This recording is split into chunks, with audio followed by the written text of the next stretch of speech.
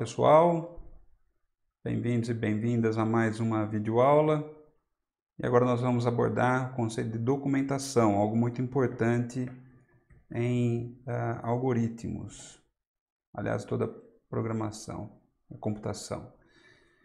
Não é só para a computação que é importante, mas em tudo na nossa vida. Você vai comprar um computador, um laptop, por exemplo, só para continuar no contexto de computação,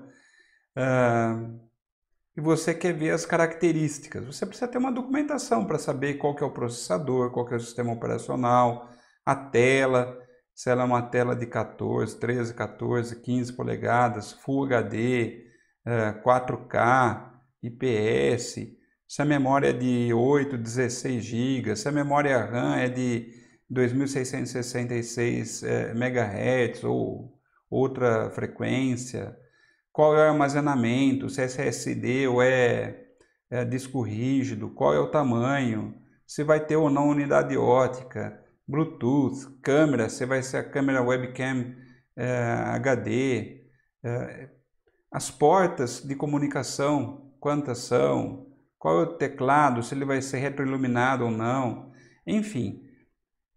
Tem uma série de informações que você levanta quando você vai fazer a compra de um computador, de uma TV, de um refrigerador, um micro-ondas, um carro, uma série de coisas. Então, todas essas questões estão relacionadas com documentação. Quando você vai fazer manutenção no carro, você vai olhar o manual para saber o que é que tem lá de informação, como é que você troca o óleo, como é que você faz o abastecimento, como é que você abre um determinado compartimento e assim por diante. Bom, qual é o propósito então da documentação para o nosso caso?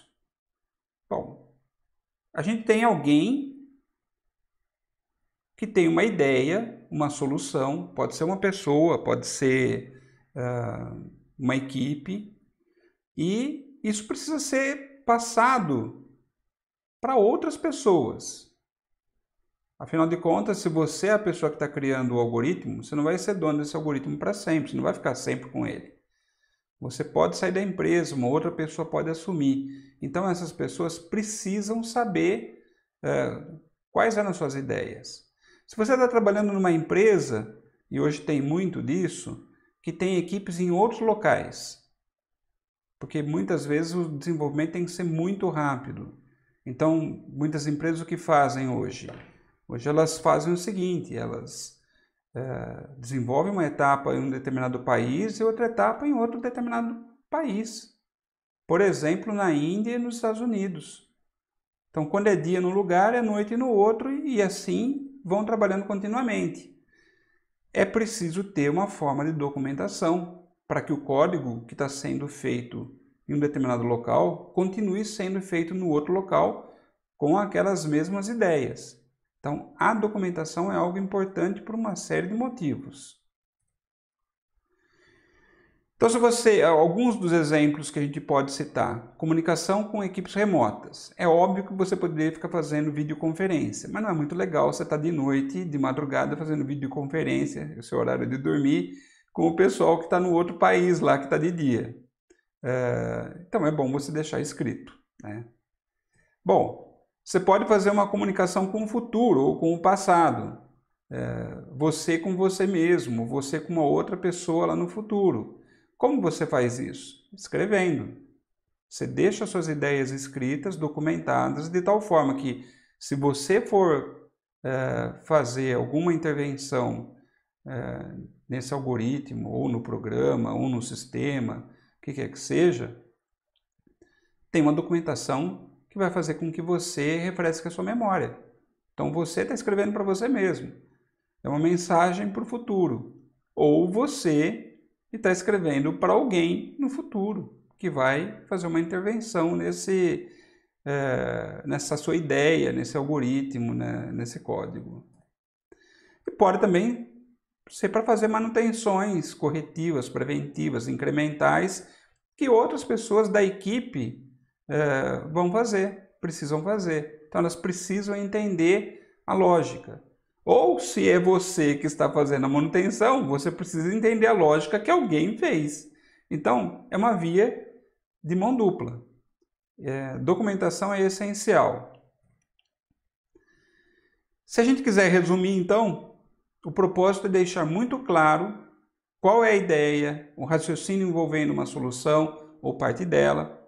Então, pode ser um trecho, e você pode querer documentar aquele trecho. Quem fez, e assim por diante. E deixar o algoritmo, ou o código, ou o sistema mais legível, compreensível para outros e para si próprio. A documentação não é só aquilo que você escreve da ideia, é todo um contexto. Então eu vou explicar aqui para vocês um pouquinho algumas das coisas que compõem uma documentação. Uma delas é a indentação.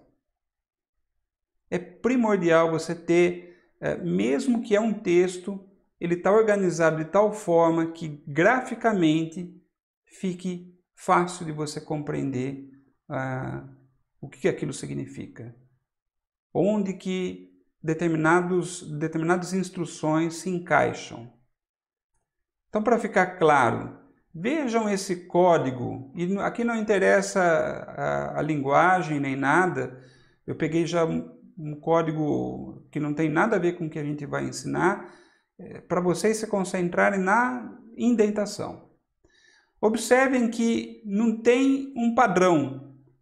As colunas elas são colocadas de uma forma aleatória. A pessoa está pouco preocupada com o que está acontecendo aqui. Então você que está vendo esse código pela primeira vez, você não sabe o que faz parte do que. Existem estruturas aqui. Existe uma estrutura que vocês vão ver daqui a pouco de seleção, existe uma estrutura de repetição e as coisas aqui estão desorganizadas. Graficamente, esteticamente, elas estão desorganizadas. Isso atrapalha a compreensão. Não é bom, não é legível. Então, o que é um código mais legível, mais claro, esteticamente melhor? É aquele que tem essa disposição. Então, vocês vão ver muitos algoritmos, ou inclusive programas, que eles têm uma disposição, eu diria, gráfica, bem interessante. Qual que é esse padrão? Observem que esse alert ele está dentro do bloco if e ele está mais adentro, ele está indentado. E o bloco if ele está respeitando uma coluna onde o if e o end if eles estão alinhados. Graficamente eu bato o olho e eu sei o que está dentro daquela estrutura if. Bom, só vale para o if? Não. Observem que a estrutura while tem a mesma disposição gráfica. Tudo que está dentro do while, ele está mais à direita. Tudo organizado, tudo respeitando a mesma coluna. E óbvio que o que está dentro do if está mais à direita. É um padrão. E o while and do? Lembrem-se, não se preocupem com esses comandos, cada linguagem tem a sua. Mas o while and do estão na mesma coluna. Bom, e essa função? Vocês também vão aprender função. E essa função? Essa função, ela tem um começo e o fim, e tudo que está dentro dela está indentado à direita. Faz parte de um bloco só. É homogêneo, fica claro entender. Então essa seta está indicando que está indentado à direita. E o começo e o fim da função estão alinhados. Isso é muito importante.